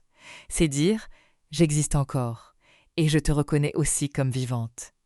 Pendant ce temps, Nu comprend que le retour à la citadelle exige un dernier verrouillage du chaos. Sa trajectoire arrive à son point final. Le jeune homme qui voulait mourir pour être admiré va mourir, peut-être, mais pour protéger. Ce n'est plus le même sacrifice. Il ne cherche plus le regard de Joe. Il cherche à donner une chance aux autres. Sa dernière action est simple dans son intention et bouleversante dans sa signification. Il bloque, il renverse, il empêche la poursuite de continuer. Il accepte sa fin non comme une entrée dans le mensonge du Valhalla, mais comme un acte choisi. Capable le voit. Cette fois, être vu ne signifie plus être validé par un tyran. Cela signifie être reconnu par quelqu'un qui connaît son humanité. La phrase associée à ce moment, dans sa simplicité, porte tout le chemin de Nux. Il n'a plus besoin d'une foule. Il n'a plus besoin d'Immortan Joe. Il a une personne qui le voit et une action qui a du sens. C'est peut-être la chose la plus proche de la paix qu'il puisse atteindre. La bataille s'effondre derrière le Warrig. Les machines se brisent, les poursuivants sont arrêtés, Joe est mort, Nux est sacrifié, Furiosa lutte pour rester en vie. Le retour à la citadelle devient alors une course différente. Il ne s'agit plus seulement de gagner contre l'ennemi. Il faut arriver avant que le sang ne manque, avant que la blessure ne l'emporte, avant que la victoire ne se transforme en deuil supplémentaire. Le film, à ce stade, a renversé presque tous ses symboles. Le Warrig, d'abord outil de mission de Joe, est devenu véhicule de libération. Max, d'abord prisonnier et ressource sanguine, est devenu donneur volontaire. Nux, d'abord fanatique de la mort, est devenu protecteur. Les épouses, d'abord enfermées comme propriétés, ont participé à la chute de leur propriétaire. Furiosa, d'abord impérator au service apparent du système, est devenue la force qui le ramène à sa vérité mortelle. Et la citadelle, qui était le lieu à fuir, attend maintenant comme le lieu à transformer. C'est ce qui rend la fin imminente si puissante. La victoire n'aura de sens que si elle est vue. Si le peuple en bas comprend que Joe est mort, si son corps revient non comme un dieu triomphant, mais comme une preuve de mensonge, si l'eau cesse d'être une arme de domination, si les survivants qui ont toujours levé les mains vers le haut voient enfin ceux d'en haut tomber. Le Warrig avance donc vers le point de départ, mais il ne ramène pas les mêmes êtres. Il ramène des survivants changés par la route, des preuves vivantes de désobéissance, un tyran mort et une question ouverte. Que devient un monde quand ceux qu'on appelait faibles reviennent avec le pouvoir de renverser le dieu? Le retour à la citadelle a la force d'un miroir brisé. Au début du film, ce lieu dominait tout. La roche, l'eau, la foule, les corps, les croyances. Immortan Joe apparaissait au-dessus des siens comme une divinité de métal et de chair malade, donnant quelques secondes d'eau pour rappeler que même la survie dépendait de son humeur. Maintenant, le Warrig revient avec une vérité que la citadelle n'a jamais vue. Joe est mort, et cette mort ne peut pas rester cachée. C'est là que la fin de Mad Max, Fury Road devient plus qu'une victoire de poursuite. Dans un film ordinaire, tuer le tyran pourrait suffire. Ici, il faut que le peuple voie le corps. Il faut que l'image du dieu s'effondre publiquement, parce que le pouvoir de Joe ne venait pas seulement de ses armes ou de ses machines. Il venait de la croyance installée autour de lui. Tant que les Warboys, les malades, les mères, les affamés et les prisonniers le voyaient comme une figure supérieure, son règne survivait dans les esprits. Alors son corps revient comme une preuve, non pas une preuve glorieuse, mais une preuve brutale. Immortan Joe n'était pas immortel, il n'était pas un dieu, Il n'était pas le gardien nécessaire de l'eau. Il était un homme qui avait confisqué la vie pour construire son propre mythe. Quand la foule comprend, l'ordre ancien se fissure en quelques secondes. Ceux qui attendaient en bas, ceux qui tendaient les mains vers l'eau, ceux qui vivaient sous la domination verticale de la citadelle voient enfin que le sommet peut tomber. La distance entre les puissants et les faibles n'était pas une loi divine. C'était une organisation de la peur. Furiosa revient presque mourante, mais vivante. Son corps porte le prix de la reconquête. Elle n'arrive pas comme une conquérante propre, intacte, triomphante dans une lumière parfaite. Elle arrive blessée, vidée, soutenue par ceux qu'elle a aidé à sauver. C'est important, parce que Fury Road ne romantise jamais complètement la victoire. Il rappelle que renverser un système coûte quelque chose au corps qui ose le faire. Les épouses reviennent aussi transformées. Elles ne sont plus les prisonnières cachées dans la chambre de Joe. Elles sont les témoins de sa chute. Elles ont quitté la citadelle comme des fugitives. Elles y reviennent comme des survivantes qui ont participé à la destruction du maître. Leur présence devant la foule change le sens de tout ce qui s'est passé. Elles ne sont plus ce que Joe disait qu'elles étaient. Elles deviennent des personnes visibles, debout, impossibles à remettre dans la cage d'avant. Les Vuvalini, par leur présence et leurs graines, ajoutent une autre dimension à ce retour. La terre verte est morte, mais tout ce qu'elle représentait n'a pas totalement disparu. Tant qu'il reste des graines, tant qu'il reste de l'eau, tant qu'il reste des mains capables de planter et de protéger, un futur peut encore être tenté. Le film ne promet pas que ce futur sera facile. Il ne montre pas une société parfaite qui naît instantanément. Il montre une ouverture. Et dans ce monde, une ouverture est immense. L'ascenseur de la citadelle descend, puis remonte avec ceux qui ont changé le cours de l'histoire. Ce mouvement vertical a une puissance symbolique claire. Au début, l'eau descendait d'en haut comme une faveur humiliante. Le peuple restait en bas. Joe restait au sommet. À la fin, ce ne sont plus les mêmes corps qui montent. Furiosa, les épouses et les survivantes montent vers l'espace du pouvoir, mais ce mouvement ne ressemble pas à la naissance d'une nouvelle tyrannie. Il ressemble à la possibilité de redistribuer ce qui était confisqué. Max, lui, reste en bas. C'est l'un des choix les plus élégants du film. Après tout ce qu'il a fait, il pourrait monter avec eux. Il pourrait rester, recevoir une place, devenir une figure reconnue dans ce monde qu'il a aidé à changer. Mais Max n'est pas construit ainsi. Il appartient encore à la route, au mouvement, à la marge. Il a aidé, il a donné son sang, il a donné son nom, il a choisi la vie plutôt que la fuite totale. Pourtant, il ne peut pas habiter longtemps le monde qu'il vient de rendre possible. Son regard vers Furiosa suffit. Il n'y a pas besoin d'un adieu lourd. Pas besoin d'une promesse, pas besoin de transformer leur lien en explication. Ils se reconnaissent, c'est déjà beaucoup. Pour deux êtres aussi abîmés, aussi méfiants, aussi habitués à la perte, ce simple échange a plus de poids qu'un long discours. Furiosa monte. Max disparaît dans la foule. Cette séparation donne à la fin une mélancolie particulière. La victoire est réelle, mais elle n'est pas totale pour tout le monde. Furiosa peut peut-être commencer à reconstruire. Les épouses peuvent peut-être vivre autrement. Le peuple de la citadelle peut peut-être boire sans adorer un monstre. Max, lui, continue. Il a accompli quelque chose, mais il ne s'accorde pas encore le repos. C'est une fin fidèle au personnage. Max est souvent moins un sauveur installé qu'un passage. Il traverse des mondes brisés, il aide parfois à rétablir une forme d'équilibre, puis il repart avec ses fantômes. Dans Fury Road, cette logique prend une forme très forte parce que le film a presque déplacé son centre vers Furiosa. Max n'est pas diminué par cela. Au contraire, il devient un témoin actif d'une libération qui le dépasse. Et c'est l'une des grandes audaces du film. Mad Max, Fury Road, porte le nom de Max, mais son cœur bat souvent du côté de Furiosa. C'est elle qui déclenche l'action principale. C'est elle qui trahit Joe. C'est elle qui connaît la route.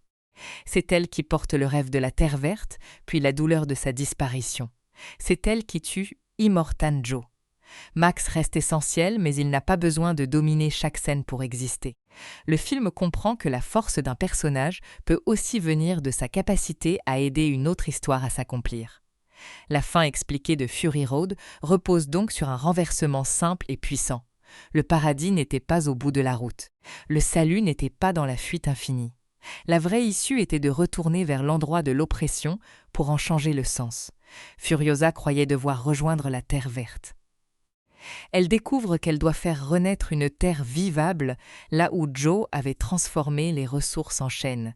Ce message pourrait devenir naïf s'il était présenté trop proprement. Mais le film l'enracine dans la poussière, les blessures, la mort de Splendide, le sacrifice de Nux, la perte des Vuvalini, le sang de Furiosa, la fatigue de Max. Rien n'est offert, tout est arraché. La liberté n'est pas un décor lumineux au loin, c'est une construction difficile, commencée par des gens qui ont survécu à l'enfer et refusent de lui rendre leur corps. Le parcours de Nux reste l'un des plus touchants dans cette lecture. Il commence comme un enfant soldat fanatique, convaincu que sa valeur dépend d'une mort spectaculaire validée par Immortan Joe. Il finit par choisir un sacrifice qui sauve les autres au lieu de nourrir le mythe du tyran. Son évolution montre comment un système totalitaire vole même le désir d'être aimé, puis le remplace par le désir d'être utilisé. Capable lui offre une brèche, le groupe lui donne une cause, et Nux, à la fin, meurt enfin pour quelque chose qui ne ment pas. La trajectoire de Max, elle, est plus silencieuse, mais tout aussi importante. Au départ, son sang est pris sans consentement. À la fin, il le donne. Au départ, son nom est presque inutile, enterré sous la survie animale. À la fin, il le prononce. Au départ, il fuit le lien parce que le lien signifie la perte. À la fin, il accepte d'agir pour quelqu'un d'autre, même si cela peut lui coûter. Il ne devient pas un homme complètement réparé, mais il prouve qu'il n'est pas seulement une ruine. Furiosa, enfin, porte le grand mouvement émotionnel du film. Elle passe de la fuite vers le passé à la reconquête du futur. Elle voulait retrouver ce qu'on lui avait pris. Elle comprend que ce qui a été pris ne reviendra pas sous la même forme. Alors elle transforme son deuil en action. Son cri dans le désert est peut-être le moment où l'ancien espoir meurt. Son retour à la citadelle est le moment où un nouvel espoir commence. C'est pour cela que Mad Max, Fury Road reste si puissant. Le film est célèbre pour ses cascades, ses véhicules, son montage, sa folie visuelle et à juste titre. Mais sous la surface de l'action, il raconte une histoire extrêmement claire sur la possession, la foi fabriquée, la rareté, la liberté, le traumatisme et la reconstruction. Chaque élément spectaculaire sert cette lecture. Les moteurs ne sont pas seulement bruyants, ils sont le langage d'un monde qui a remplacé la politique par la vitesse. L'eau n'est pas seulement une ressource. Elle est le symbole du pouvoir confisqué. Le sang n'est pas seulement biologique. Il devient tour à tour exploitation, survie, puis don. La mise en scène de George Miller donne à tout cela une énergie presque primitive. Le film avance avec une simplicité narrative trompeuse, aller puis revenir. Mais à l'intérieur de cette structure, chaque retour a changé de sens. Aller, c'est fuir l'enfer. Revenir, c'est le reprendre. Aller, c'est croire à un refuge perdu. Revenir, c'est comprendre qu'il faut bâtir le refuge avec ce qui reste. Aller, c'est survivre. Revenir, c'est choisir. C'est aussi ce qui explique pourquoi le film a eu un tel impact. Il ne se contente pas d'être un épisode supplémentaire dans une franchise culte. Il réussit à être à la fois une continuation, une réinvention et une expérience presque autonome. Même sans connaître toute l'histoire de Max, le spectateur comprend ce monde par les gestes, les images, les rapports de force. Le film ne demande pas de longues explications pour faire sentir sa mythologie. Il la grave dans les corps, les machines et les paysages. Et au fond, sa dernière émotion n'est pas la fureur. C'est une forme de respiration. Quand la citadelle s'ouvre à ceux qui ont été méprisés, quand l'eau peut enfin cesser d'être un instrument de domination, quand Furiosa monte vers un pouvoir qui pourrait servir au lieu d'écraser, le film laisse entrer une possibilité rare dans son univers. Peut-être que tout n'est pas condamné. Peut-être que les graines peuvent encore trouver une terre.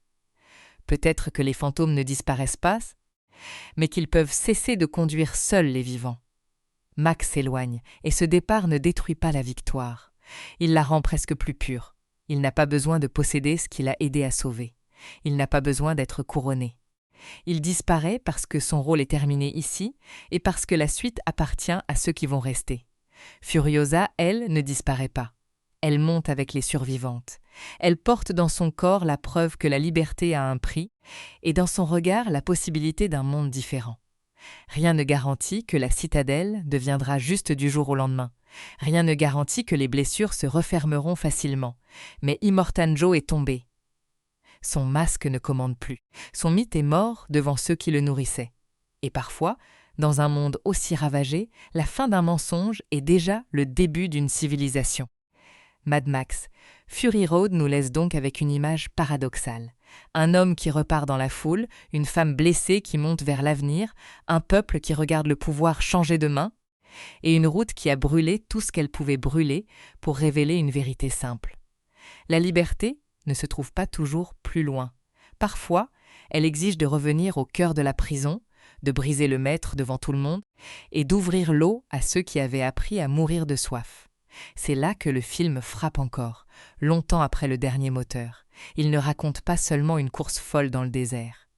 Il raconte comment des êtres transformés en ressources, en armes, en objets ou en fantômes réussissent, pendant quelques heures de feu et de poussière, à redevenir des personnes. Et dans l'univers de Fury Road, redevenir une personne est peut-être l'acte le plus révolutionnaire de tous.